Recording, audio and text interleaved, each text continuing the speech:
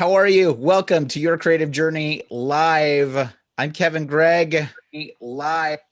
Oh, this is me again. Hold on. I'm sharing my sound. What am I doing? Is that me sharing my sound? Paul, are you there? It's not me. I think it's me. Hold on. I think it was you. I don't. I gotta make sure my sound fine to me. Okay. Oh gosh, you know what this is? Whenever we go live, I keep that other thing going. All right. And then we hear the ads. I know, but that's a good thing for you because it means it's rocking and rolling. Hey, everybody. We'll see if that ever Look who happens. we've got. We've got Okay, Dylan White is joining us tonight. Two. Hey, Dylan. Hey. Yes, it's you. Dylan, have you lost weight? Yes, I have. Thank you. Yeah, it's noticeable. Thank You you. look great, man. Good on you, man. Congratulations. Dylan, thank God he came and joined us tonight. Listen, we had a loose show set up tonight. And all of a sudden, Paul texted me at the last minute, said, "Hey, what do you think? Should we get him on the show?" I said, "Absolutely," because we've got so much stuff to talk about. We've got tons of people on the YouTube stream, which I got to say hi to. Hey, everybody, for being here. Who's here tonight, man? We got producer Craig's on there, Kelsey, Christina, Diana's out there, Melissa. Oh my gosh, look at these guys. I think Maddie's, Maddie's Krista, here. Dari, Diana, Melissa, Angelica. I'll see you, and Christy. Okay. Hi, everybody. Hi, Hey, everybody. Happy Dias de los Muertos. Also, So today, or was that yesterday? I thought that was yesterday. Well, I think today is one. I know today is All Souls Day. Is the first is also known as All Saints Day in the Catholic Church. So I wonder if they do it all. If somebody knows better than I do, please do, because a friend of mine said they also celebrate today. Maybe it's a couple of days of celebrating. Yeah, maybe. Yes, Maddie is on here today. And as Maddie likes to refer to, he wants to do a cooking segment on the show. Dylan, last week, we had a very interesting show. I want to say this. I think I did a very good job with editing the audio last week. It sounded really, really good. You Dylan, couldn't tell what was happening. Dylan, last week we were doing the show, and my son was here in our home. He has girlfriend over here, and he was cooking. And as he was cooking for his girlfriend, all the fire alarms went off in our house. So it went off. Sounds like I'm cooking. Yeah, well, it went off that, and then they're very sensitive fire alarms, so we're able to get them off, and then we're able to go to the audio podcast section of this, and then they went off again later. So anyway, Of course. Well, tell you what, you know why Maddie's here, because we're going to do this on the live part. Paul, I sent it to you. Guess what? The people today get to hear, and our audio people are going to get to hear our new intro, outro music. Ooh. Oh. That Maddie has made for the show. Are you able to play that? Yes, I think that I am, because I was just testing it with Dylan beforehand. Oh. Yeah. I was like, was I supposed to have that prepared? I'm sorry. No. I saw that you sent it to me. I haven't listened to it yet. Paul, what have I told you? You are the... Wait. What have you told me? Set a timer. Make your bed. Yeah. Is this it? Is this like the best I've done? I'm like 24 episodes in, and this is the best that you could say right now. Yeah, no, Maddie's actually been working on a theme song for us. And actually, I'm going to share it with you guys right now. So there you go. Tell us what you think. Hold on. Let me make sure I'm sharing this right. I got to start from the beginning. Do I? I do. Yes. Hold on a second. Let me see. This might be really loud at first. Sorry, guys. Okay. Oh, you know when the Zoom thing like gets in your way? No, I have no idea. You know it very well. All right. This is our new theme song. So we'll go, hey, welcome to Your Creative Journey. Can you hear that? Yeah? It's got this groove. We get it grooving a little bit.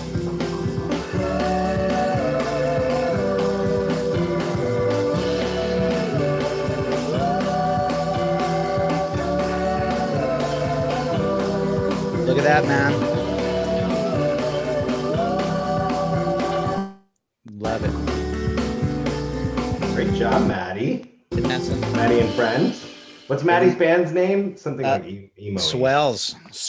That's The right. You can find, Swells. yes, Just Instagram. Swells or the Swells? Well, they were known as the Swells, but now they're known as Swells. But you have to find them on Instagram at the Swells Band. So they're actually awesome. If you look them up on Spotify, they've got a couple of albums that are out there. What I really love about the thing, because Maddie was fantastic. He said, "Dad, why don't you get me a couple of tracks?" Hold on, let me stop with that so people can see us. Hi, everybody. The cool thing I love about it is Maddie just said, "Dad, just get me some tracks of things that you like." He used to years ago when I was doing the other shows, I would do the Kevin Gregg show, and then I did the discussion with Kevin Gregg with Jeremy Van Cleve. Right. I usually like take clips of songs and do this, so I sort of compiled a lot of that stuff, and then Maddie took that and then started kind of went, yeah, let's start to mess around with it. And he kind of gave it like a little bit of like, let's go to church vibe and all that stuff. And It had a little bit of let's go to church vibe, a little bit of let's go to the beach vibe, a little bit of Mumford and Sons vibe. It was very good. I got that. I dig it. Well, everybody's super happy. So thank you, Maddie, for sharing your talents. You see, we're getting people to work on their stuff. People are writing. People are doing their poetry. People are doing music. People are making their films. Right, Paul? But Kevin, doesn't that mean that my favorite music is getting the boot now? Paul, I'm sorry, pal. You're going to have a little memoriam for it. So anyway, that's how it goes. Hey, tell you what, let's dive into this so we can do our audio podcast. Should I start recording? Yes. Have you been recording since then? No, not yet. All right. Starting now. I'm recording. Okay. I've already given Dylan the heads up with what to do in the beginning of this. No politics and no bad words. Yes. He didn't say the no part. Like all politics, all bad words. All politics, all bad words. Just one continual beep, beep, beep, beep, beep, beep. All right. Listen, Paul, you introduce it this time, shall you? Okay, sure. Here we go. In 5, 4, 3, 2. Hello and welcome to Your Creative Journey podcast. I will eternally be Paul Carganilla. And I am Kevin Gregg. So glad to have you on the show. This is the show that is designed to inspire you to take action so that you get your creative work done. You're an actor, writer, director, singer, dancer, musician. We don't care what it is that you do. We're glad to have you here with us because we have the dialogue to help you push through and get that done. We've got a great guest that's on the show, last minute guest. Super glad to have him with us. He's an actor. He's a writer. He's an improv artist. He's an all around amazing dude. Dylan White, welcome to the show, buddy. Hi. Yes. Guys, good to see you. Thanks for having me on. Glad to have you Thank here, you for coming on so last minute. Hey. And we're all so busy right now. well, you've got a lot going on. I keep my plate full. Yeah. Well, yeah, and also Dylan shows up every week. Gosh, you show up twice a week on Vodacity Network. He's usually in the suggestion box on Friday nights, 8 p.m. Is that when you guys launch it? 8 p.m. Pacific Fridays. Yep, he does hour-long improv. He's there with those players, and then on Saturday nights he shows up for the variety show that happens as well. So glad to have you here with us today. Thank you. I've already given Dylan the lowdown, so Dylan, please feel free to join the conversation as we do it.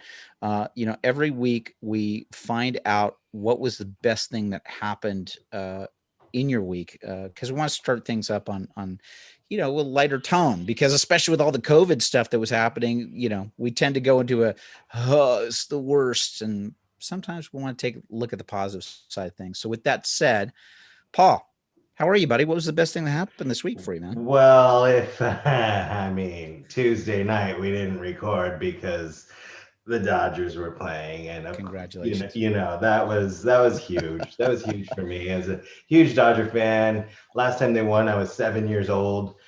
32 years ago. Wait. See, that's crazy, right, Dylan? Because like both you and I look at each other for a second, because I remember specifically right. I remember specifically the night when Kirk Gibson cracked that home run. Yes. And I remember as he was limping around those bases, and my friend Richard Alapano called me up saying, "There is a God."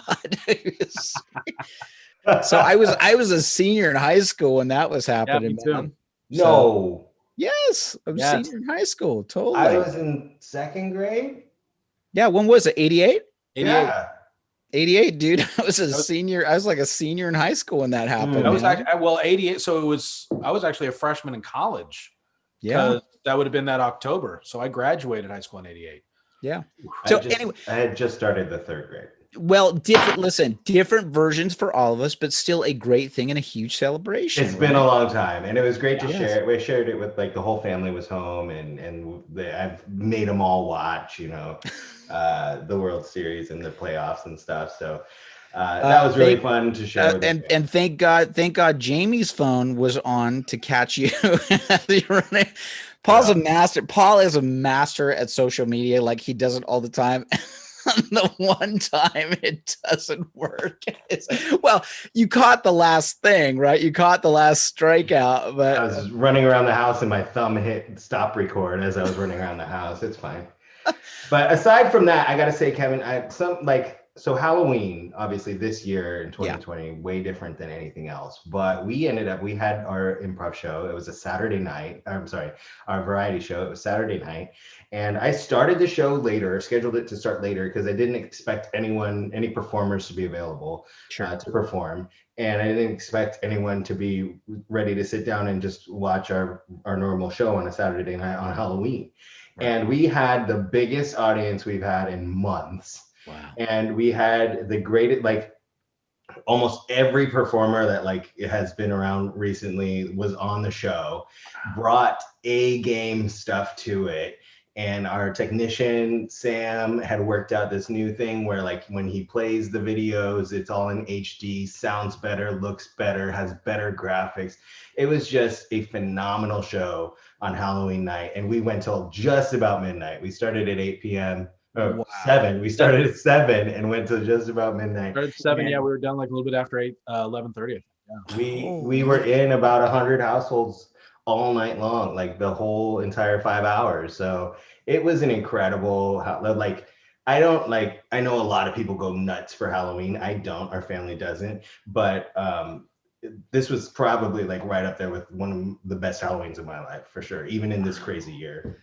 That is so amazing, man. Congratulations, man. Huge. And I got to tell you, Dylan was on the show. And Dylan, who first started to come out of his shell singing wise on the show just a few months ago, with some solos, he did Grim Grinning Ghosts, and he sang all of the parts. Wow. And he used iMovie to put his face on all of the busts in the Haunted Mansion.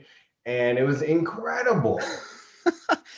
This has really been, I'm going to tell you guys while I've got the two of you guys here, what an incredible creative season that this has been for you, because I've seen the evolution of this that's happened, right? I've seen this happening with Paul as he's been producing and doing this. Dylan, this has probably been crazy for you, right? I mean, how's it been for you, man? It's funny because I was transferring. So I had a hard drive crash a couple weeks ago. Yeah. And fortunately I was able to salvage the data and everything like that. But so I'm moving everything over, and I'm just looking at a lot of the stuff that I've done, a lot of the pre-records that I've done for the picnics. Yeah. Over the past, several months. And then going back and actually watching some of the shows and seeing just not only the difference in just because you're trying to I don't want to say you're trying to up yourself every week, but you want to you feel like you got, okay, I delivered last week, now I got to deliver this week. You don't know if it's going to be better or worse or whatever, but just seeing the difference in production that not only I'm putting out, but that everybody's putting out. Yes. I mean, just looking at how the show ran at the beginning versus, and I know Paul will say it was probably pretty rough. I think from a viewer standpoint, it actually was really, there are people who've been doing Zoom stuff like this since the whole lockdown and everything happened, who haven't gotten any better. Yeah. And I've gone and I've looked at some things, and I'm so impressed with what Paul produces every week. Paul and Craig and Sam, what they put together every week. It's amazing, man. I mean, look at this. Look at this. You guys are going to have one heck of a reel for yourself, right? I mean, talk about something where you just go, you want to see what I can do? Here it is. Right? it's a reel and it's a yearbook too. It's been Totally. a chronicle of this year, 100%. There's But something about this stuff, right? I mean, I was thinking about this while I was setting this up. Dylan, we've just been doing like the live YouTube versions of this for several weeks now. I remember being so petrified when we did the first one of these, right? Where I was like kind of going, well, I've got the audio podcast thing down. Like I know how to do that. And, I'd show up on the variety show or the improv thing or whatever. But to be on the other side of this of like going, oh my gosh, like I'm actually going to be contributing to like hosting this and how is this going to go? And that it has become like so second nature, man, that it is pulled back the curtain and made it less scary. I really think that there's something to that, man. So good on you, buddy. before we digress any further Yeah. into what we're going to be talking about, Kevin, what was the best part of your week? I'm going to tell you, I'm coming out the other side. The last few weeks I've been sharing on the show, I've been in a funk. I've been in a funk. I've been sort of battling some stuff. I'm going to tell you, man, I've had a couple of weeks. I had a couple of times this last week where I went, oh, that's great. Like I got through the end of a day and it was like, wow, that was like a lot of productive forward movement for myself. It's been very challenging because I've been sharing on the show here that, I've been operating in this COVID season, doing a lot of prep work and other things that will help with income down the line, but not seeing a lot of income at the moment. And it's really a separation between what I'm bringing in and what my worth and my value is, right? And I just had I really did. I had a couple of days this last week that was like I got to the end of the day and I went, that was a good day. That was a day where like it was from getting up in the morning and just being proactive and doing my work and just, as I like to say, getting the rust off the bicycle and feeling like I'm getting a little bit normal. So I would say that it's just a variety of a couple of things, just having those accomplishments under my belt, things like going out for, walks with my son, Duncan. And, even today, even with some of the changes that have happened with with it getting darker a little bit earlier, still adjusting to that pretty well. So I guess I want to share that as like, for me, it's a win. Halloween was strange, right? Halloween was very strange. Halloween definitely had like I grew up here in Los Angeles and I joked around to Kate. I said, it feels like Halloween in the 1970s. It feels like Halloween when it was like, it wasn't as huge and big. Like you'd have maybe a couple of houses that would do it, but it wasn't as huge as it's gotten in the last, 5 to 10 years in the United States. Mm-hmm. And definitely this year, like going around, it was like, oh yeah, it feels like Halloween in the 70s. Like you'd have a couple of houses that would do it, and no trick-or-treaters. We usually get like, honestly, we get close to about 100 trick-or-treaters, not one trick-or-treater. And that's okay. Like people, observing the guidelines and all that stuff, but strange, but still, I just do want to say that I've had wins that way. So that's what I want to share. Before we get to Dylan's, I was just going to say, like, and I think I mentioned to you after Dylan said he'd be on the show, like, it's perfect. We've been talking about getting out of your funk and creating, and there's been nobody like in the past 3 or 4 months that it has been more open with his battles, his own funks on our live shows than Dylan. So glad he's on. But before we dig into any of that, Dylan, what was the best part of your week? I would say the best part of my week, my mom, I'd say she celebrated a birthday yesterday. And it was a big milestone birthday, but because of 2020, she was like, no, it doesn't count this year. I'll do it next year. However, it actually ended up being really great. My brother, who lives on the East Coast, had the idea of having a Zoom birthday party for her. Right. So it was my brother and his wife from the East Coast. His son couldn't be on. He was actually working a wedding with his fiance. Nice. But my niece, his daughter, Zoomed in from New Zealand. Wow. My son Zoomed in from college in Phoenix. My daughter Zoomed in from college in Texas. We had, and then my my mom's husband's daughters and their kids zoomed in. Yeah. So we all had like this big family Zoom reunion Yeah. from all over the country. Wow. And then a little while later, I already surprised her with that, then surprised her with all these people from her, from where she used to work, from her old job came in, friends of theirs from the neighborhood, all popped in. So everybody from all over the country got to come in and wish my mom a happy birthday and get caught up. And just seeing how much it made her day made my day. That is amazing. That is man. awesome. Now you mentioned it was a milestone. Which milestone? Well, since not really, because she's not counting it this year. So I guess next year's milestone. My mom turned 80. Right on. Very good. That is a milestone. You'd never know it. I'm sure. She doesn't act it. You had the opportunity to say 21. It would be very strange on the other side of it, but whatever. Really cool, man. What an amazing thing for everybody to gather together, man. Yeah, so cool.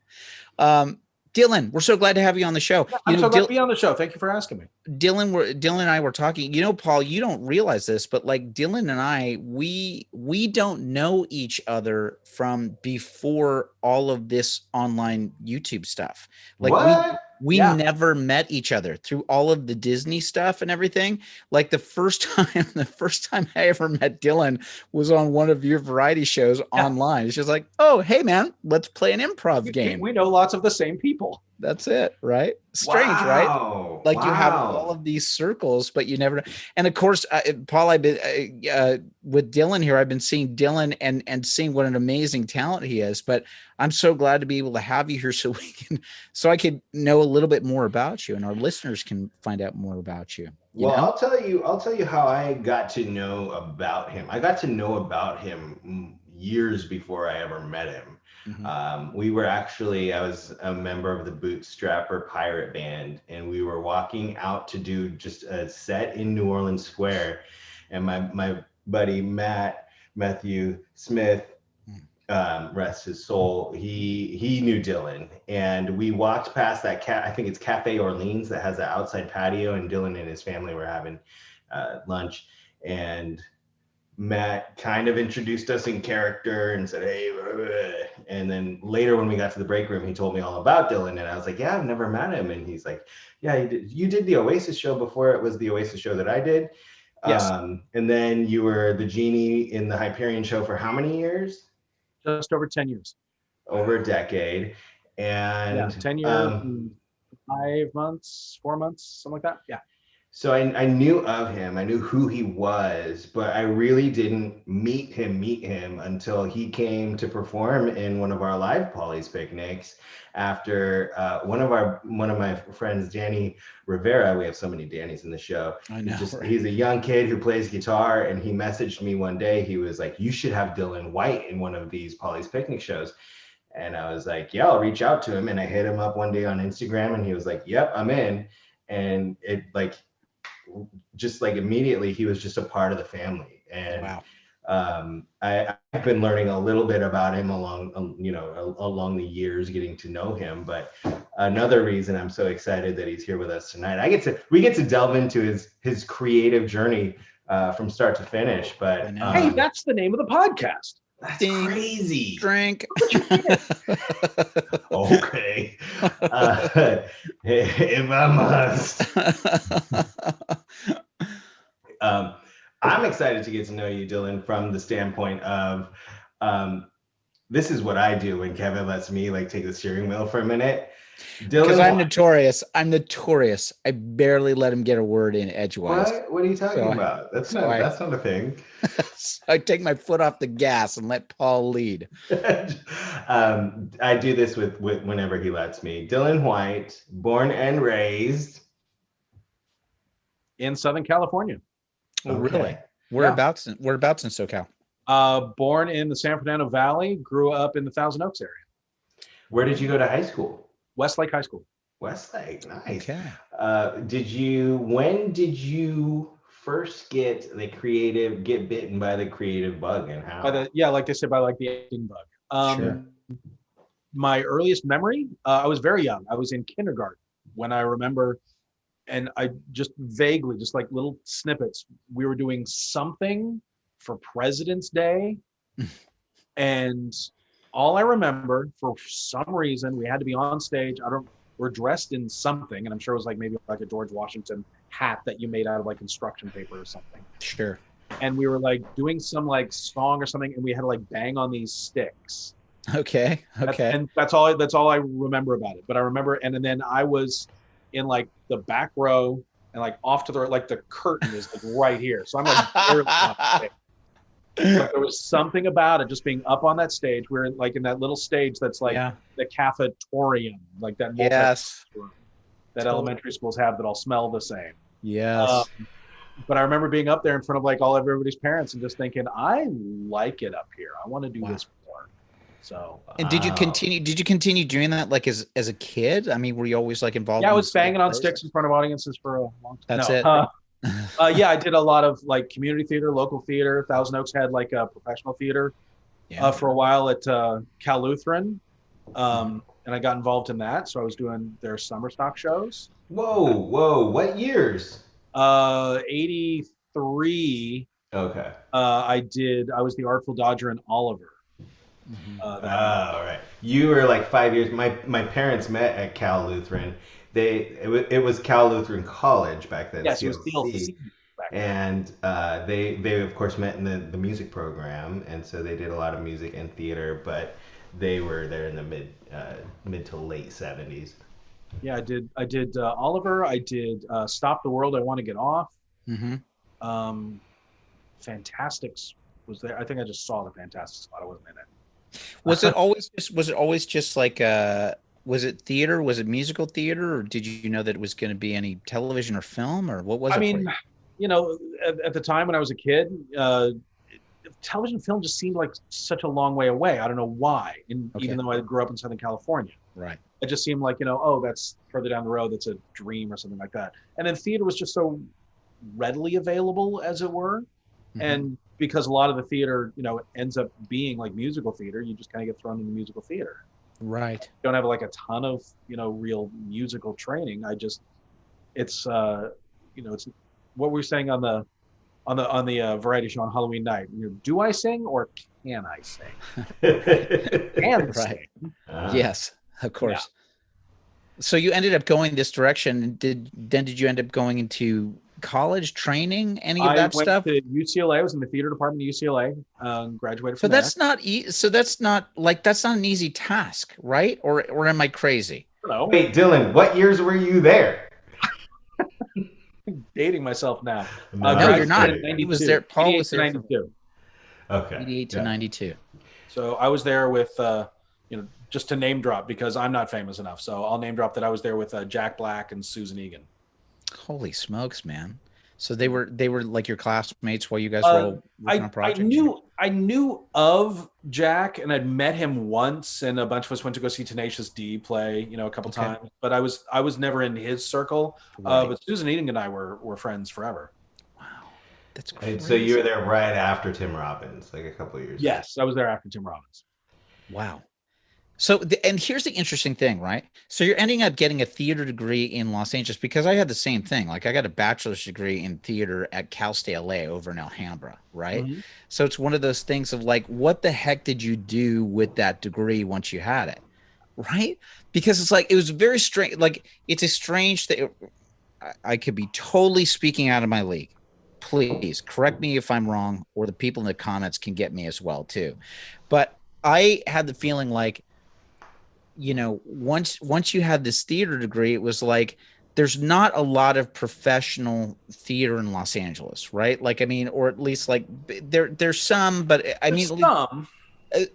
For me, it was a lot of like dramatic stuff that I was doing, right? Like small dramatic theaters, like it was very hard. And I felt that the competition was very like, you had to be in those circles, or you had to have had the experience and whatever to really get, some good theater work in Los Angeles.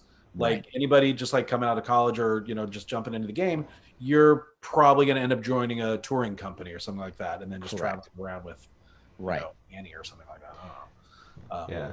But what was If anybody who's still around as like listener wise remembers the first episode of this show, I went to UCLA, Dylan, for theater. I transferred there from Moore Park College, so I went in as a transferring junior, and I was there. I Known you made all it. this time, and this has never come up.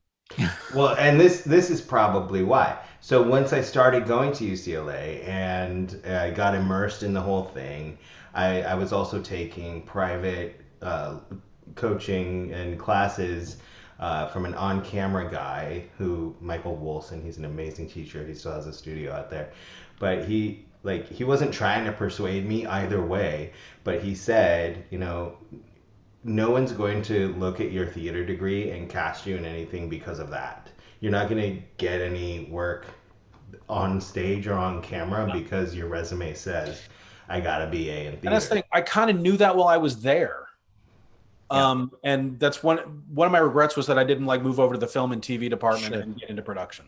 Yeah, that was an interesting thing that I had, because I remember when I first started going like into commercials and stuff, like I had a pretty stacked, theatrical resume. Like there's a lot of plays and a lot of shows I did, a lot of major roles, like a lot of stuff.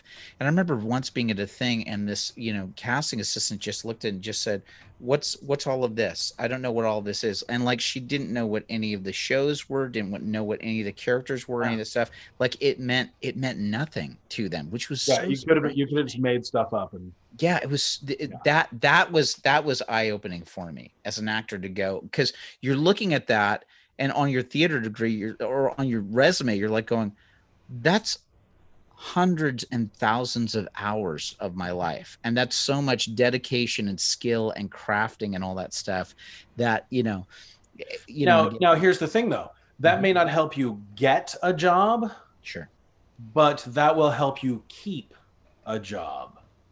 And that skill, like once you've worked with someone who knows their stuff and is professional and knows how to be on set and whatever like that, producers and directors would rather work with someone they get along with and want to work with than somebody who's like so talented and amazing. Yes. They want their day on set to be easy. So if you can be talented and show up and know your stuff, you're golden. Oh my gosh. So while it may not get you a job, that it pays off when you're actually doing the work. Oh, and I'm not trying to say like there's no use in going to school and getting your degree. Like that's not what I'm saying. I'm just saying like I had that same kind of experience where it was just like I was going to school to get the degree, and then so once you finish at UCLA, what was next in your journey? Then it was a matter of just working where I could. Just real quick question, just really quick UCLA question. You knew Gary Gardner then while you were there? Yeah. He was my movement teacher. He was my musical theater teacher. Oh, funny. Look at that. See, guys, you're finding out stuff about each other. Go Bruins, right? Learning each other, yeah. Danny Roque does not like to hear that. I should not say that on this thing. He's a big Trojan guy. Sorry. Oh, Sorry for any second choice. Okay. Yeah. All right. For anybody that's listening outside of California, we're referring to the UCLA USC rivalry that happened. So I just know that because that's who Danny Roque is. So. Well, speaking of Danny Roque, then that'll work out as a segue because you're asking me what I did next. I got some work here and there just because you have to work, so I got jobs, and that's when I found theme park work. I hired in to Universal Studios to play Beetlejuice in Beetlejuice's Rockin' Graveyard Revue when it moved into the Castle Theater. Nice. And that's where I met Danny Roque. Danny hired in with me, and we rehearsed together. We were both Beetlejuice. It was me, him, and David Beach. Oh my gosh, David Beach was in that David crew Beach, too. yeah, sure. So funny, man. And then, how long did that show go for? I don't remember when it opened because it had been going for a while when I joined it. And when I joined it moved into the Castle Theater where they used to do like the old Conan show. They moved special effects into there like later. The Spider-Man show was in there after we closed.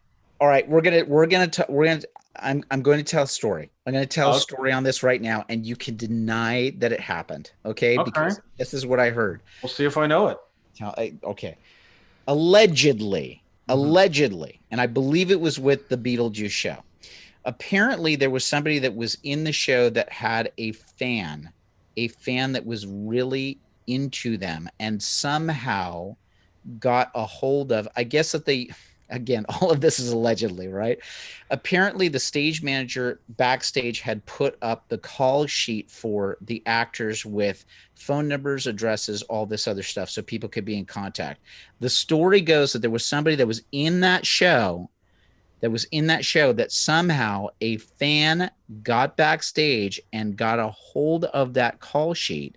And allegedly, this performer came home to his home one night to see that there was candlelight on in his apartment.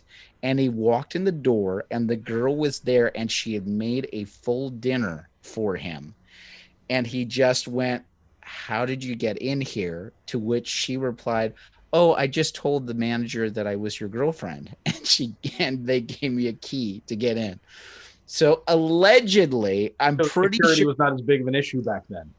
right. Allegedly, this was, and I don't know if it was during your time or maybe I've made up this entire Now, story. here's the thing. So I cannot confirm or deny the story because this is the first I've heard of it. Okay. However, knowing what I know about how kind of loose things were back then, Of course. knowing what I know about how kind of like rabid some of our fans were, Correct. and knowing what I know about a handful of our cast members, Yes. if it were to turn out to be true, I would not be surprised. Yes, of course. I'll It was, put it listen, man, it was a really different, like pre 9/11, Oh, right? yeah. Things were so different. It wasn't until 9/11 happened that so much stuff got, like, security things and all this stuff. So anyway, I'd heard that from a member of the Beetlejuice cast. I heard that through somebody else. That's an alleged story. You'll have to message me privately and let me know who you heard it from, because I'll bet if I hear the name, I would also probably imagine, yeah, it's probably true. That's pre 9/11 and pre social media. Also true. Yes. We could do a whole episode on fans from theme parks. We could. I've got my stories. Obviously, we know and love the cream of the crop, but there's the extreme other end of the spectrum that Yes. we we could do a It's Halloween interesting. episode of. We had a moment. Just to let you know too, and I know that some of the people that are on the feed may have known this. You know, at one point there was an issue that was going on with Disneyland years ago when they were changing the pricing of the annual passes, and apparently there was an issue that was going on with some of the homeless that were in Disney, or that were in Anaheim, that they had just enough money that they could pay for partial passes, and were literally coming into the park at times and, like, sleeping on benches or, like, hanging out in certain areas. Like, they were it happened for a very short period of time. It probably happened for like one season, but it was like the monthly pass thing got so low that people were able to just go, well, let me just do this down payment, and then I'm just gonna hang out here so I don't get chased off the street by the cops. I remember a couple of those aren't the fans I was talking about, but I remember there were a couple of them, and the hearsay story that I heard was that they had been gifted by a very generous person who was, out of the kindness of their heart, was like, here's an annual pass to Disneyland, like, I want to buy this for you, and then they would just go in and sleep on Main Street. But I could be, it's all hearsay. Anyway, we have gone completely off the track. Awesome, man. We're just talking shop. That's all. We're just theme park talking. stuff. We're just talking theme That's park where it stuff. all started. Just when I discovered theme park work. Theme parks are one of the things that you found to kind of keep your bread and butter, to kind of be active. That I can make my living doing what I do while I pursued other interests. And that was the great thing about it, too, especially Universal, because it's right there. Mm-hmm. And that is a big thing. Like, Kevin and I have talked about, like, the stigma of, like, being a theme park performer. When you go to auditions for films and movies and people go, oh, you work at Disneyland, are you goofy? Mm-hmm. And you look back at them and you go, oh, I've worked full time for 10 years. Doing, like, a legit show. Yeah. Yeah. Oh, so I can't. There have been several occasions where I'd meet casting directors, and they'd look at my resume and they go, "Oh my gosh, you're the genie in the Aladdin show at Disney California Adventure. I love that show. It's so great. You guys are so funny. Blah blah blah blah blah." It's a theme park show, though. It's nuts, right? It's you nuts. Just said Yeah. how much you love the show, how impressed you are with the talent, and then it gets dismissed because it's in a theme park. Yeah. It's very, very, very frustrating. Honestly, I think it's probably it's our version of what vaudeville performers had to go through at the turn of the century, where it's like you had some incredible talent that came out of vaudeville, 1900s, you end up getting the people that go, like the Marx Brothers and the other people that go from that. But it's just this, I'll have to tell you, that Goofy line, who think he's a fantastic talent. I want to blame Jon Favreau from Swingers and the other guy that was in it, because in that movie, the guy is trying to audition for something. Oh, I really wanted to be Goofy, and that tagline has followed people for years. Yeah. Or you're trying to be Goofy, and or everybody thinks you're like a Jungle Cruise skipper or something. Yeah. Like that. So, but not that there's anything wrong with being that. Or being Goofy. Oh, what have I done? So you find now, what do we care? Good quality full-time work as a professional performer that is steady and will bring you benefits if you opt into them. And where do we go from here? When does writing come into it?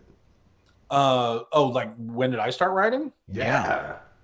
Something I've always just kind of like done, just like dabbled in. I wrote at that time I was writing, I still do, a little bit, mostly like screenplays and stuff, just ideas for movies or TV shows. Right. For a while throughout like the 90s, that's what I was trying to do. I was trying to get into television writing. I was close to getting in a couple writers' rooms. Really? On this close to Frasier. Oh my gosh. My whole career is this close. I was this close to Frasier. I was this close to In Living Color. Oh my God. Not writing, being on the show. I was Are you kidding me? Wow. Like it was down to they were down to like making the announcement and whatever. And then they decided, you know what? We're just going to cancel the show. Oh my gosh. Son of a bitch. Like I was expecting to get the offer that week. And my agent called me up and said, actually, you didn't get it, but don't feel bad. Yeah. Because nobody's getting it. They're just canning it. It's interesting to deal with that. It's interesting to deal with that pivot, right, Dylan? Because it's like that feeling of, and again, I want to go back to this. I really want to give praise and testament to you with the work that you're doing right now. I know with the writing that you've been doing, but also the fact that you're showing up and doing these things, because I experienced this too. You continue to do your work, and there's so many times where you feel like, wait a minute, that just happened. What the heck, right? I remember I was working on a Side Story. Do you know Mark Gagliardi? I don't know if you know him. Okay. So Mark Gagliardi and I worked together as Tweedles for the Mad Tea Party. Okay, yeah. Talk about this. Mark Gagliardi was down to about the last 6 or 7 people several years ago for being on Saturday Night Live. And he went through several of the rounds of this. And I will tell you what, he came in the night to get, because when you were going for the Tweedle stuff, you'd have to sit down in the chair. It was, you did it with the Genie, you go in, it's a huge makeup process, at least 45 minutes to an hour to get the skull cap on and all that stuff. And I remember Mark came in to sit in and get in that chair just as he got the news from his agent that they had passed on him, and it's such a hard moment where it's like, guys that are just like, you're putting it all out there, and it's that moment where you just go, how was that for you? I mean, it's not great. How do you pick yourself up? It's never great. It's one of those things. It's, how can you be sad about losing something you didn't have? Because you can, but that's one of the things I would try to tell myself, because you're working for it and you hope it happens, and then you get let down. Mm-hmm. But again, it's no different from somebody, like doing what I do, who I like have an audience in a very, very niche, area, so there are people who know me, but by no means, do I have like a big TV or film career or anything like that. But even, people at that level, A-list, actors or whatever, are just like, I really want this project Mm-hmm. or whatever. And they don't get it. Yes. Right. Not everybody can have one part. No. I mean, that's kind of the great thing about theme parks is there were like 8 or 9 genies. So, but when it comes to like a TV or a movie role, it's like one person gets it. And you could be the person just like, I really wanted this role, or, that was the kind of thing that was going to like make me or break me or whatever. You don't know that though. No. You could think Just this don't. is what would it make me. It's like, well, it made that person. Yeah, it made that person. You could have taken the role totally different direction, and it could have tanked your career, could have tanked the movie. You don't know. So, well, it's like a couple of weeks ago we just had on Judy Kane. I do want to make a couple of comments from the people in the comments. Yes, Mark Gagliardi from Drunk History. Yes, who is that? And yes, I was a Tweedle from the very start. Thank you, Paul. I appreciate that. But we had Judy Kane on a couple of weeks ago, and she spoke about this, which is like she'd always recommend to actors like, don't turn down jobs, like you never know. And she's had these experiences like you never know what part you're going to get that's going to lead to something else. Judy's a perfect example of this. She came in for a bit role on season 3 of Mad Men, and it was a thing that they kept asking her back, right? Like they kept writing in the role, and you just go, okay, all right, great. You just never know. That was another one. That was another this close one. Uh-huh. I got called in, I swear to God, 12 different times for Mad Men. And that's that's for like different roles. Yeah. It's like, whatever's in that. 12 different times. And then, half of those were callbacks. Wow. So the people at Mad Men were seeing me all the time, and I never. Yeah. Listen, man. It's how this goes. But about that, I want to say something about that. And I can only credit Neil Patrick Harris for this, but he got it from somebody else. And I can't remember who he got it from, but he got it from like one of his coaches or something like that. But he got the advice to treat this business, this career, like surfing. Okay. Legitimately riding a wave. Yes. You will go out and you'll paddle out and you'll paddle and you'll paddle and you'll paddle and you'll paddle and you wait for that wave. When the wave comes, you try to catch it. You're going to catch some wave. You're going to fall off a wave. You'll miss a wave. Somebody else will get that wave. Sometime you'll get this incredible wave and it's going to be a fantastic ride. And then it will be over. Yes. And then you have to paddle out again. And you are back where you start. You may have the name recognition, or you may have now had the experience you've had, just whatever you learned riding that wave behind you. You got to paddle back out again. Wow. Treat it like that. I think that is so good. She was just, she was talking about that a couple of weeks ago too, which was like, she had booked a thing on Three's Company at the time, and she thought it was going to be huge. She thought it was going to be a thing where it's like, I got this role, and then this is it. The phone's going to be ringing off the hook, and it wasn't. And she realized like, oh, I got to go and get another job. I got to get another job. And I don't think and this also dovetails in with some of the stuff that we were talking about last week, which is if you can get yourself into this mindset of going, it's not a bad thing that you have to keep like going back out, right? I think it can get wearing, and it can get depressive if all you see is that you're just going up and down and up and down and up and down. But if you change the direction of that, of like going, hold on, I'm trying to get continually better. Look at the example that you talked about in the beginning of this show, right? Here you are doing these videos, these singing these things, and what's happening? You're progressively getting better, right? I would say, and I would hope that you are a far better actor and performer than you were 20, 25 years ago. That you've learned a lot. So I don't know, man. That's really and that's cool the thing, because you're always trying to like that one role, and that's going to make me. Nothing makes you. No. I mean, it would be nice, like you're saying, it's great to get back out there. It would be nice to get to that place, but you talk about like the 2% of the members of SAG who make a living doing this or whatever, but think about that 2%. The tiniest percentage of them are the ones who don't have to audition anymore. We're just going to offer you roles. So I'm going to tell another legend. Because I mean, I'm saying if you look at like, screen tests for things, you're like, these are like huge names for some of this stuff. And yeah, they're just out there hustling just the same way. Yes. They just have, a more cushy home to go home to. Well, they don't get it. They have a softer pillow to cry in. Let me give the other side of that. Here's another alleged story. This is alleged, so I can't get sued for this, I think. May or may not have happened. Genevieve Bujold, who was a very, very famous actress. None of us have heard of. Okay. I think I'm pronouncing it right. Somebody tell me this correct. Especially in the 70s, is it Genevieve? I think it's Genevieve Bujold. I might be wrong. It's not Catherine Deneuve. I'm saying them all wrong. Not her, but it was Genevieve. Some actress what's the story? Allegedly did. Here's the story. The story was Genevieve Bujold was at the height of her career, especially in the early to mid 70s, and like made a ton of money and was in these films and all this stuff.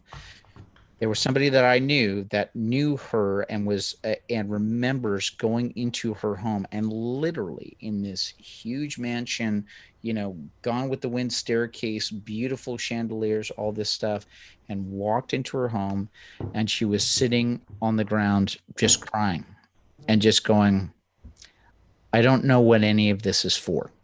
Like, it was like at that point of just like going, great, I've got all of this. Now what? Right? I wish I saw something today, and I wish I'd screenshot it. And it was a little thing that I encapsulates something like that so well. That but you talk about, like, you see people, just these famous stars, and like, oh, they're depressed or they're sad or whatever. So like, how can you be? You've got everything. They could have, their sister who they've, got this incredible bond with, who has like stage 4 cancer or something. That's gonna make your life suck. Yes. That's going to make all the rest of stuff not mean anything. Yeah. But the whole thing is, people, will go through all this, wanting to achieve this fame, this fortune, or whatever, and they're still just like empty. Yeah. I saw this thing today that really just put the button on that was, if you're not happy without it, you're not going to be happy with it. So good. Wow. So good. Yeah. It's so good. I really do think that part of this is it's a continuous, lack of a better word, is a continuous journey that we're on. Not only our artistic journey, but also our life's journey. Our creative journey. Our creative journey. But I lift some of this stuff from the psychologist Jordan Peterson as well. I think that all of us are given a little bit of if we are continually striving throughout our life to try to do something to leave the world a little bit better than we found it, right? If we are doing that on some level, and that is never done, it's never done, right? So we can be doing that with our art, with our relationships, with our environment, with our surroundings, with our community, whatever that is. There's always going to be someone that needs that help or that assistance. Yeah, here's the thing about that too. I mean, I can say a couple things about that, just in terms of, like, say, the artist standpoint. We had one of our genies who would do a show, and would come off stage just angry if they either didn't laugh at a joke, or if just the audience was small. Right. I'm like, why are you mad at the people who showed up? Right. You're angry at people who aren't there, and you're taking it out on the people who are. Yes. Why would you? I couldn't get that mindset of, these people are here, they want to see the show, or it's air conditioned, it's hot outside, or it's warm and it's cold outside. Yes. Or we got fast passes in 2 hours and we got to do something. But they're there, so do what you do for them. And but again, when you say your art to change the world, a lot of people say, to change the world, what change can I really affect on the world? It's the pebble theory. Yes. It's, and to that, I want to, it's like the people who saw the Aladdin show and loved it, I am forever grateful that I got to be a part of. I've had people tell me that I was part of their childhood. Mm-hmm. How amazing is that? Mm-hmm. You know, I can sit there and struggle and go, I wish my career had gone one way or another, but I can still, you know, when it's all said and done, say there are people who were affected by something that I did. And now that's the show part. Just in your everyday life, and I try to approach things this way too, you never know what someone is going through. Nope. If the guy in line behind you at Starbucks is yelling and, Yes. you know, being a schmuck, Yep. you don't know why. I mean, yeah, he can be annoyed and, you know, really wish he'd stop being a schmuck, or if he's being a schmuck to me. Yes. But it costs nothing to be kind. And you don't know that you might be the one to give him the kindness thing. And I have seen this. I've had to say this as a director to people over the years because I've experienced this myself. You could see somebody that's in the back of the theater that's got their arms crossed and the meanest look on their face and just the sourest look on their face. And I have had guys that you come up to afterwards and go, "What'd you think of that?" That's the best show I've ever seen in my life, right? I've There's had that some, experience. you know what I Yeah. mean? Like there's something else to your point, which is what's going on the outside does not reflect what's going on the inside. Paul, you're on an audio recording. Please behave yourself. I was just moving something so I wouldn't knock it over accidentally, and I knocked it over Knocked it as over I was accidentally. moving it. I've had that exact experience as a comedian. I've done stand-up shows, and I've been in a club where I'll have somebody in the front row, which is the worst when you're a comic, to have somebody watching like this, or even in the Aladdin show, somebody watching like this. Yeah. But at the end of the Aladdin show, you'll find that person stood up and applauded. They loved it. Yes. Or I would have, you know, there have been times where I'd have somebody just like looking like they're not enjoying it, not into the show. And after my stand-up set or whatever, go, dude, you were really funny. Yeah. To which I'm thinking it would have hurt you to crack a smile because that's what I'm going for here. But all right. Thank you. A little bit of feedback. It's like a two-way conversation. Let me know how I'm doing. I'm gonna do better. But I love that we're talking about this because like one of the things when you're coming on the show tonight, I was like he's the perfect person to be a guest tonight because of not only just like your creative journey that I had already known. So I mean, I'll just break it down real quick. So you went from Universal, and then the next step was over to Disney, and you. Yeah, Beetlejuice closed, but I stayed at Universal and did a few things there, and then I transitioned over to Disney doing the. Actually, the Oasis wasn't the first thing I did. I worked in special events. First thing I ever did at Disney, I was the Angels were in the World Series, and I was in downtown Disney doing trivia and handing out shirts. All right, there you go, man. Yeah. And then I got invited to audition for Oasis. I did Oasis, met some people, got invited to audition for Aladdin, and there you go. And at some point, you started writing and publishing books. That was like, I would do that in my downtime. That would be something else because I've got like this creative avenue that I'm pursuing, but I also have this that I need to fulfill. Mm-hmm. So I'd go home and write. I'd write between shows. So how do you just real quick eat like the most brief answer you can I guess address the question with, but like how do you get a book published if you just started writing? By myself. What do you mean? It. He self-published it. I self-published my books. How do you do that? Amazon, baby.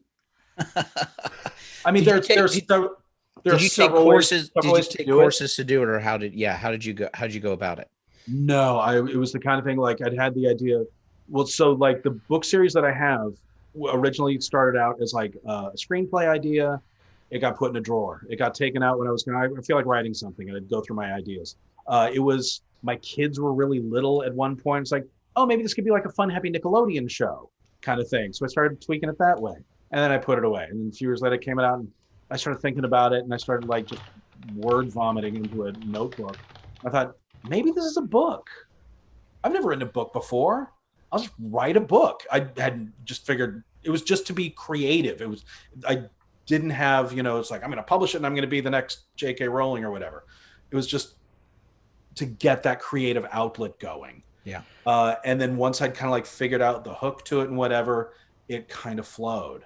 And then when I realized that, and this was around the time, this was almost 10 years ago.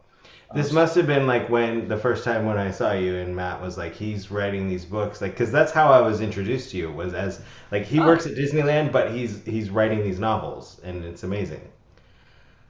So yeah, self-publishing was becoming a big thing. It kind of had more of a stigma at the time because, like, oh, you're not with a traditional publisher. Right. You work at a theme park show. Who are you, Goofy? Right. But it's gotten to the point now where so many established authors won't give up the publishing rights to a lot of their things, or at least they'll get the rights to their back catalog back, and they'll publish that themselves on Amazon. Wow. Because you get to keep a much bigger percentage of your sales. Wow. It's amazing, man. I wanted to keep steering it that way because, like, I know a lot of our listeners are buying these books up, especially after he's been promoting it on the because they got new covers. Shows we do on the internet. Yeah, because you made paperback. It's not just on Kindle. Well, I got new covers to make the paperbacks. Gotcha. And they're all like, "Can we get them autographed? We're reading it."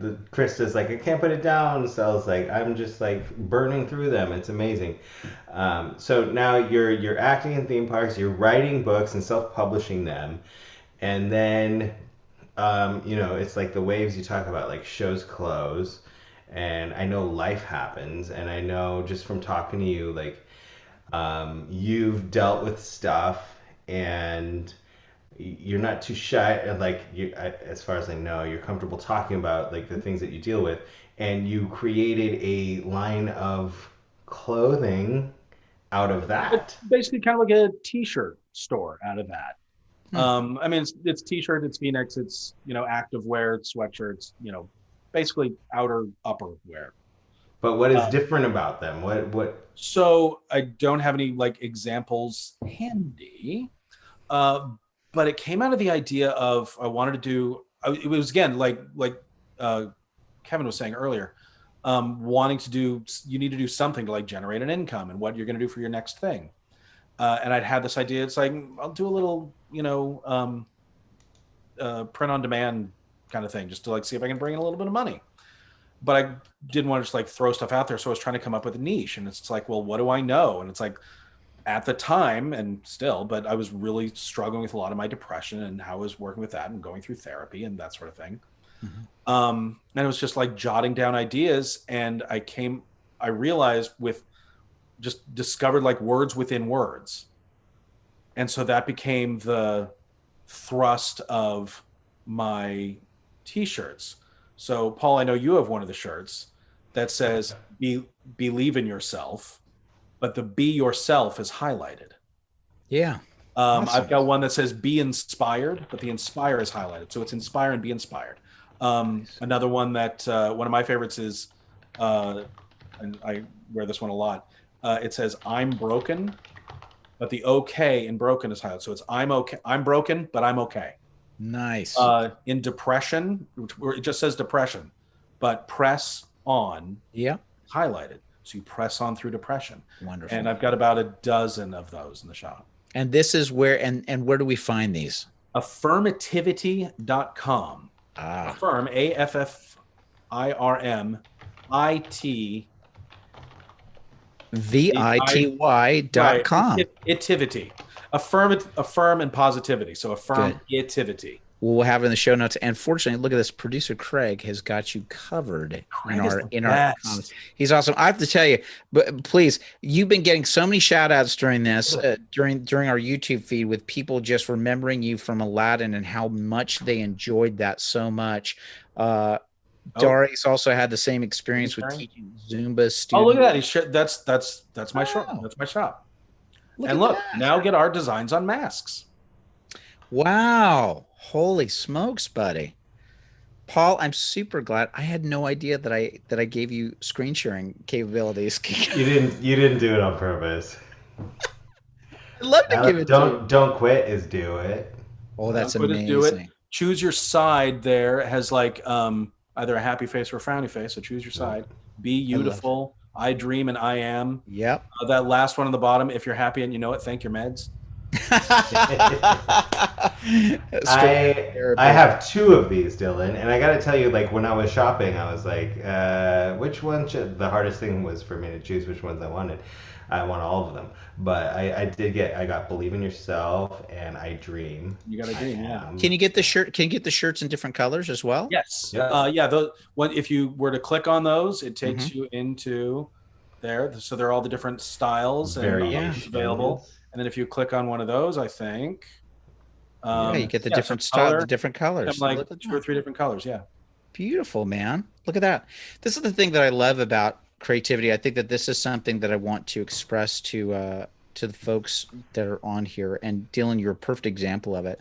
I think that sometimes people get so locked in, well, I have to make sure that I'm just this. If I'm not just this, if I'm not the Broadway theater Tony winning actor, then I'm an absolute failure. And I think that all of this, it's why I really encourage people, use your God-given talents, skills, and use this stuff and use it and adapt. And it can lead to so many different things. And believe me, you see it in the business world and I see it in the business world. The business world more than ever needs people with that true, authentic creativity and expression and that stuff to be able to tie in. And it's, So, it's funny that you say that. You don't want to like brand yourself as that one thing. You want to do other things. no. And I'll be honest with you. Yes, I do all these different things. I still struggle with that. I still struggle with like what I started off, what I wanted to do, or like what I imagined myself doing. And I still kind of like, do I really want to focus on this because it's taking me away from that? And I honestly, I still fight all of that. But at the same time, I can't ignore like these other creative pulls Of course. because they I don't shut up unless I talk to them. I just think that sometimes that there are things that present themselves and opportunities that present themselves that can also help you uh, financially or to move along, and that's okay too, right? Yeah, and you don't know what path something's going to take you down. You don't know. Like you could Yeah. be headed one direction, and not like we could say this. We said this about like, an actor really wanting a role, but they didn't get it, and thank God they didn't get it because That's right. thank God Tom Selleck wasn't Indiana Jones, I was just talking about that. I was right? just talking about that the other day. And I'm sure there's part of Tom Selleck's just like, dang, I really wish I would have been Indiana Jones, but Harrison Ford is I know. Indiana Jones. And I'm kind of living pretty happy off of Magnum PI money and Blue Blue blood. Bloods, and I'm he's done okay. okay. So good. Hey, listen, here's what we have to do. We're sort of at the past the hour thing, but it's been so amazing. And I was talking to Dylan about this at the top of the show. You know what we need to do? We haven't done it for a while. We need to give away a book. That's what we need to do. Okay. So Dylan, I have a copy of Shakespeare's Romeo and Juliet. how about one of yours? One of my No, books? I mean, I don't know. I think everybody who's watching right now has Dylan's books already, it's just based on the chat. But Well, here's what I am going to say.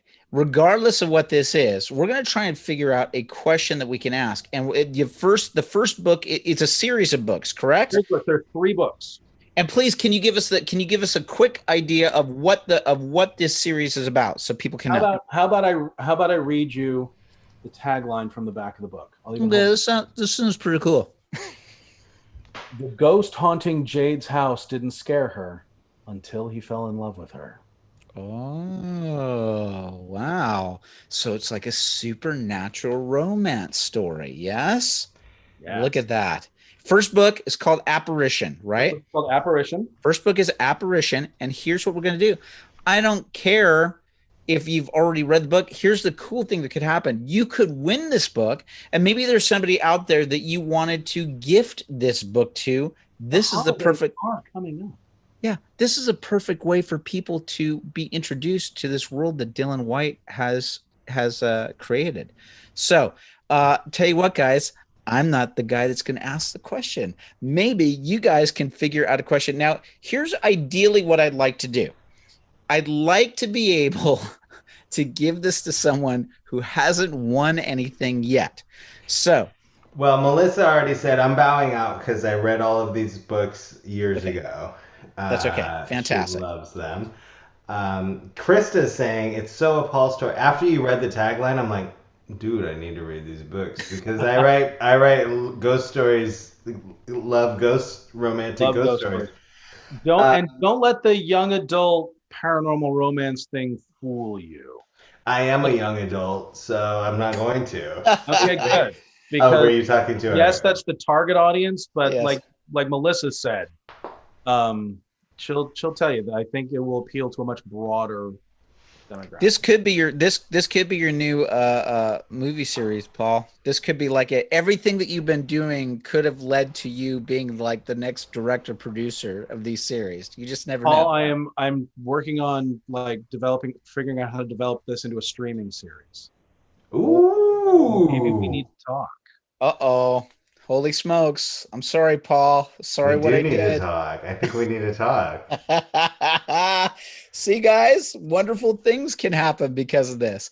Okay, so gentlemen, what sort of question should we ask? Usually we want to make something that's semi-easy. If you want to participate in this, we will look for the correct answer, and I will give you my email address so that you can send me whoever's the winner so that we can get your mailing address so we can send this to you. You'll probably get it within a week and a half. Okay.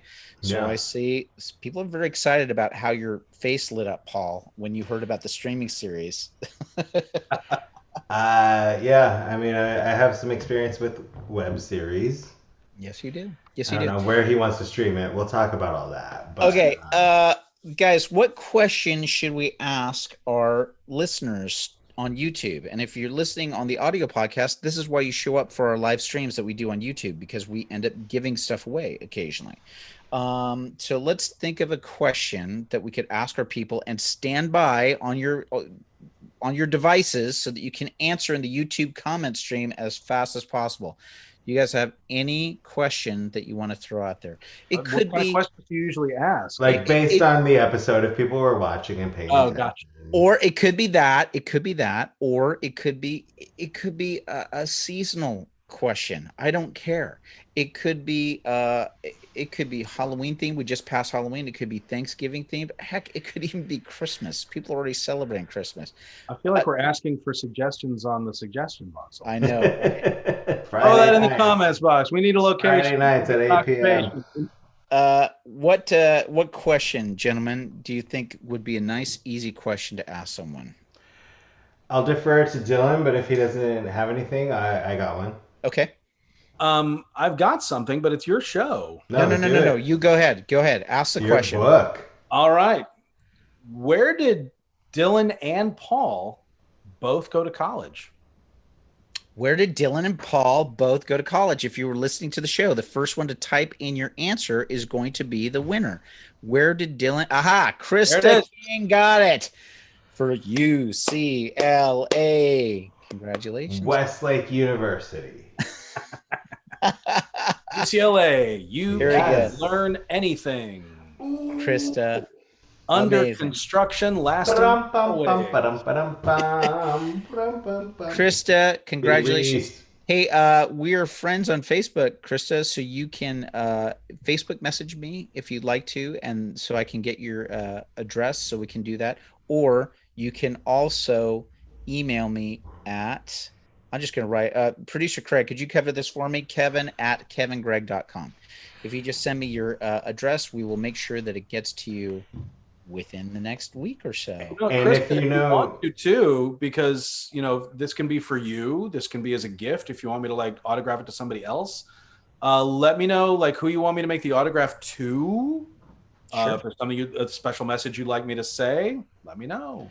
She's one of the ones that said in the chat she bought all three and she's just burning through them. So I'm sure she's already read the first one, but an autographed version.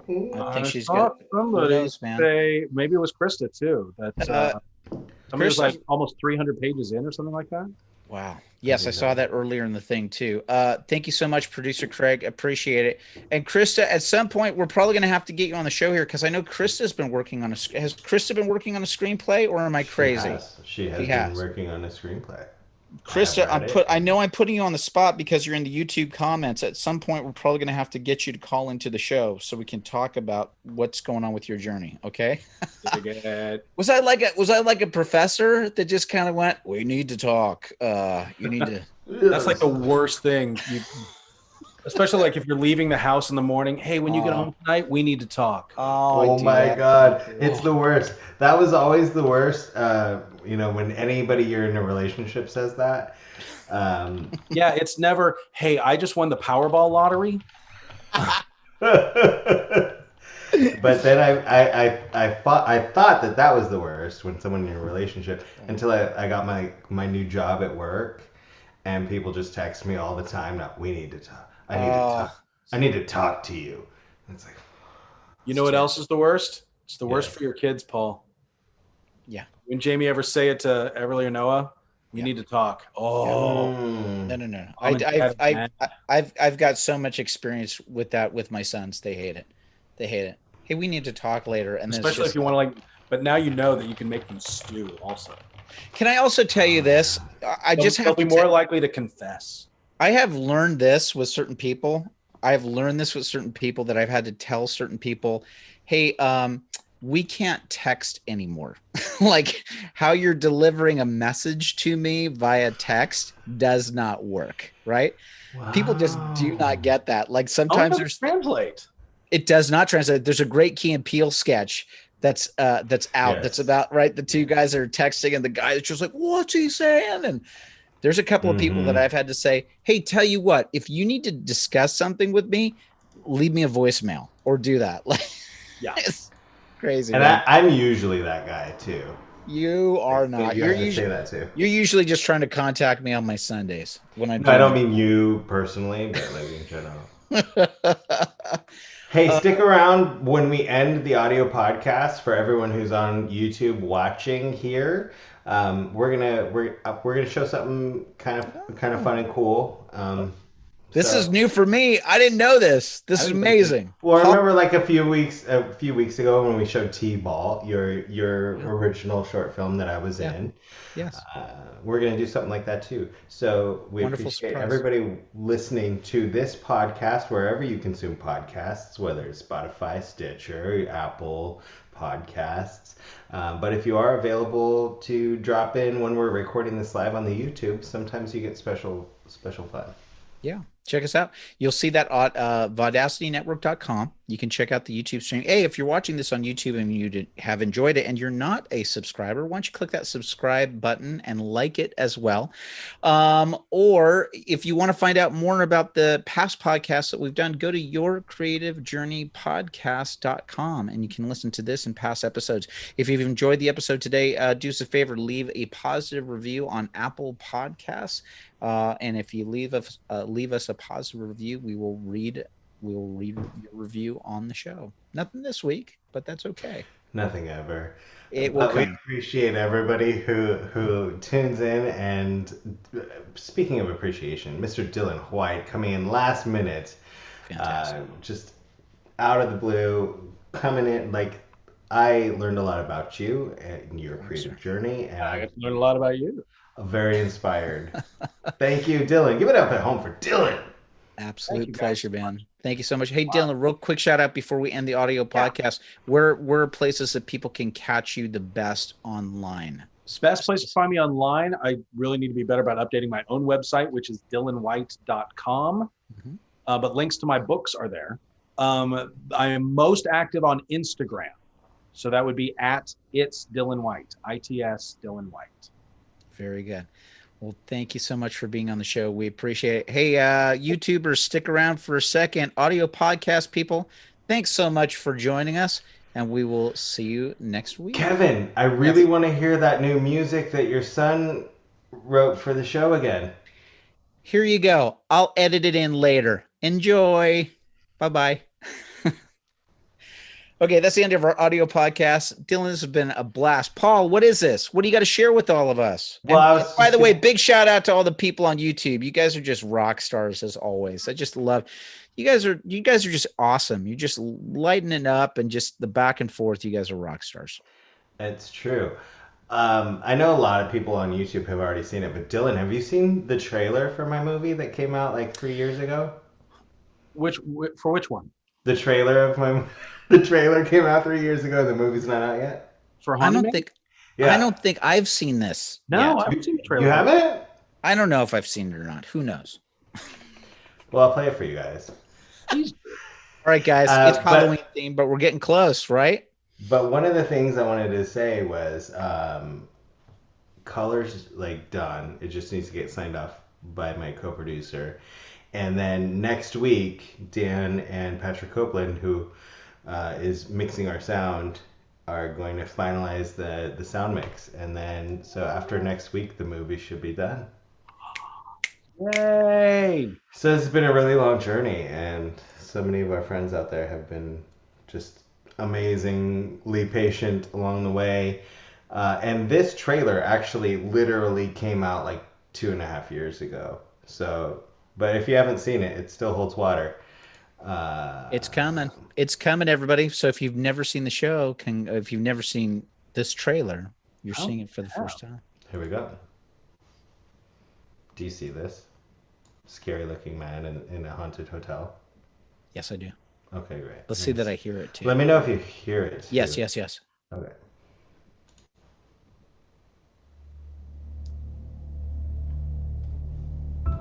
Is there anything I can actually do for you today, sir? I want to see her again. Unfortunately, I am not capable of making her appear. It's just not possible. But it has already been done.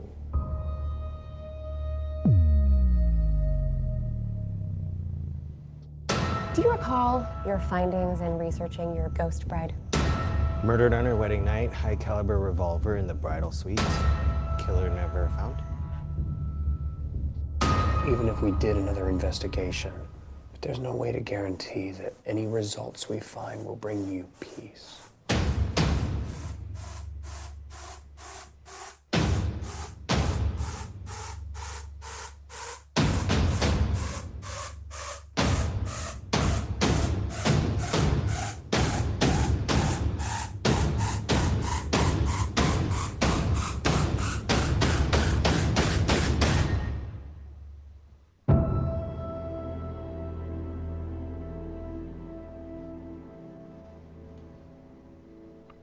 Yeah, buddy. Boy, that's such a pro thing. I That's love it. awesome. So cool, buddy. Exciting, man. Yeah, It's almost there. dude, right up your alley. All right, we'll have to like talk about a streaming series after the movie comes out, of course. Yeah. I love it. been a I long love it. Do I get a finder's fee for like being a part of this? Of like hooking From the very beginning. From the very beginning. Yes. You're gonna get roped into the production, you know that. That's all right. I'll dig it. I'll dig it. Fantastic, man. Dylan, thank you so much, dude, for coming on the show tonight. We're getting Dylan back. That's for sure. We always bring people back so that we have more conversations. Cause you know what? I think we just skimmed the surface. That's what I say. I'm happy to come back. This was fun. Yeah. And I love you guys. Oh, come on, Thank man. you. Right back at you, brother. Very, very sweet. Thank you for just being open, transparent, all of that. Thank you for all the work that you do. Thanks to both of you guys for the work that you do every week on the suggestion box and also on the variety show. You guys are a couple of rock stars. Hey, thanks to all of our YouTube peeps. You guys are amazing too. Just so grateful, guys. Can I tell you? It just, honestly, all of you guys showing up. Diana, Sel, Krista, Angelica, Kelsey, Charity, Craig, you guys are amazing. Just I haven't even mentioned everybody, but thank you just for being here. It's such an amazing thing. I ain't got much more to say except for good night to everybody. You got anything else to say, guys? Dylan, last minute addition to the show and best guest. Like, seriously. Oh, thanks. Fantastic, bro. I enjoyed it. All right, gang. I'm gonna end our live stream. Boys, stick around so we can say our official goodbyes. Everybody, have a great night. God bless you. We will see you next week. I think it's James Arnold Taylor. I think next Monday night. That's all I'm gonna say. Hopefully. Bye, If he guys. doesn't have any issues with his Quiet. We'll see you later.